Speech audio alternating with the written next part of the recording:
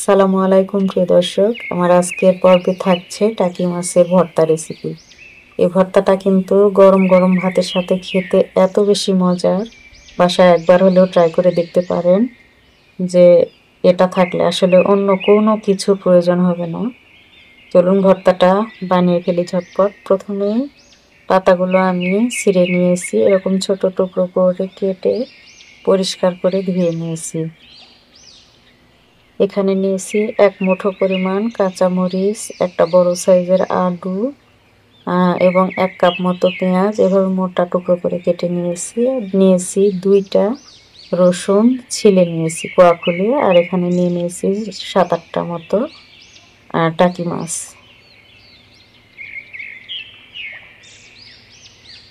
এগুলো কড়াইতে নিয়ে নিচ্ছি।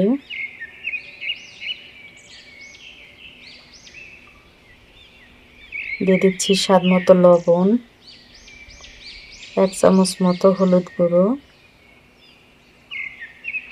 দিয়ে দিচ্ছি তেল, অল্প একটু পানি এখানে দিব, খুব বেশি পানি কিন্তু দেওয়া যাবে না, এটা জাল করার পর কিন্তু পানিটা বের হবে। যেহেতু পাতাগুলো ধুয়ে আমি এখানে সাথে সাথে অ্যাড করছি, পানি বের হবে। দেখতেই পাচ্ছেন কতটা পানি এখানে বের হয়ে গেছে। খুব বেশি পানি অ্যাড করলে কিন্তু পানসে লাগবে, খেতে ভালো লাগবে না। আঠালো ভর্তা খেতে কিন্তু বেশি মজার হয়। যে পর্যায়ে এগুলো ভালোভাবে সিদ্ধ হয়ে গেছে এবং পানিটাও মরে গেছে, তখন আমি মাছগুলো উঠিয়ে নিয়েছি।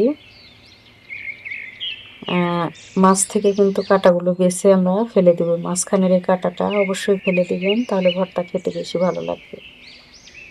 খুব ভালোভাবে কাঁটাগুলো বেছে মাছগুলো অ্যাড করে দিচ্ছি।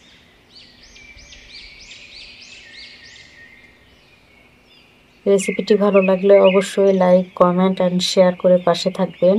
আর অবশ্যই চ্যানেলটি সাবস্ক্রাইব করবেন, যাতে করে পরের যে ভিডিওগুলো আমি ছাড়বো সেগুলো সবার আগে পৌঁছে যায় আপনার কাছে। এখানে আমার কাছে মনে হয়েছে একটু লবণটা কম, অফ ক্যামেরায় আমি একটু চেক করে নিয়েছি। দিয়ে একটা ডাবু হাতার সাহায্যে খুব সুন্দরভাবে এভাবে ভর্তাটা ম্যাশ করে রেডি করে নেব। আপনারা চাইলে হাত দিয়েও এই কাজটি করতে পারেন, তবে গরম অবস্থায় কড়াইতে এই ডাবু হাতা দিয়ে এভাবে করলে কিন্তু টেস্টটাও কিন্তু আমার কাছে মনে হয় অনেক বেশি আসে। যেহেতু ভর্তাটা ঝাল ঝাল করে বানাবো, ঝাল ঝাল ভর্তা না হলে আমার খুব বেশি ভালো লাগে না, তাই এখানে ৭-৮টা মতো ভাজা শুকনা মরিচ আমি এখানে গুঁড়ো করে অ্যাড করছি। একদম মিহি গুঁড়ো করিনি, দেখতেই পাচ্ছেন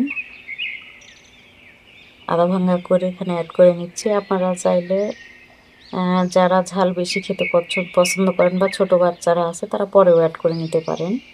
দেখতেই পাচ্ছেন এটা কতটা লোভনীয় হয়েছে।